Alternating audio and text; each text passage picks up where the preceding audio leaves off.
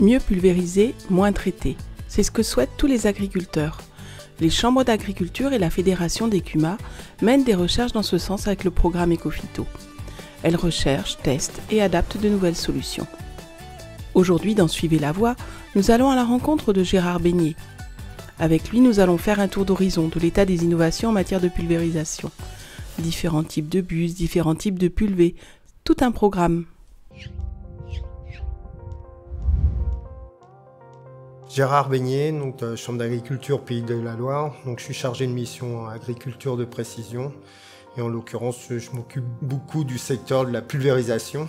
Je vais animer un atelier sur la pulvérisation et l'innovation de la pulvérisation avec la Fédération des CUMA. Donc cet atelier présente les nouvelles technologies de pulvérisation. C'est un milieu en pleine évolution. À l'heure d'aujourd'hui, on connaissait la pulvérisation classique. Je vous ai ramené une maquette pour l'expliquer. Hier, on avait un porte-buse où on choisissait une buse pour un volume déterminé et une vitesse déterminée de pulvérisation. On n'avait pas le choix sur la régulation de la pression. Il fallait s'attarder à une vitesse et à un volume hectare. L'évolution aujourd'hui, on est passé sur les pulvérisateurs à un système multibuse. Si j'augmente la vitesse de pulvérisation, je vais choisir ma buse qui convient bien. Et là, je vais conserver ma pression d'utilisation, recommandée par le constructeur de buse pour ne pas faire des gouttes trop fines et des gouttes trop grosses. Voilà. La dernière innovation en pulvérisation, c'est ce qu'on appelle la pulvérisation séquentielle ou PWM,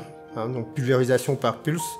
Donc ici, avec une seule buse, je vais pouvoir faire tous mes traitements, surtout conserver une bonne pression d'utilisation pour former des bonnes gouttelettes pour avoir un bon dépôt du produit sur la plante. Ce qu'on va rechercher pour bien appliquer un produit, c'est surtout le diamètre des impacts ou le diamètre des gouttelettes. Alors pas trop fin pour éviter la dérive, et pas trop gros pour qu'on ait un certain nombre d'impacts pour que le produit puisse être efficace. Donc ça, je parle bien de pulvérisation en plein. Après, on peut faire la même pulvérisation en bande. Voilà, donc on va faire l'économie si on n'a pas besoin de pulvériser certaines zones. On peut faire l'économie de produit de 45 à 50%. Ou sinon, demain, on peut faire la pulvérisation par tâche des plantes qui sont néfastes ou des plantes d'intérêt. Alors, plantes qui sont néfastes, ça peut être un herbicide sur les adventices. Par contre, on ne va pas cibler les plantes d'intérêt. Aussi, on peut cibler que les plantes d'intérêt en y mettant juste un insecticide sur ces plantes. Et là, on peut faire des économies d'échelle de 80 à 95% de produits. Alors, pour fonctionner ce système, c'est la journée de demain, on verra des pulvées qui sont équipées de caméras. On va analyser beaucoup d'images, on va les traiter en instant T et ensuite, on va cibler en pulvérisation uniquement à l'endroit nécessaire.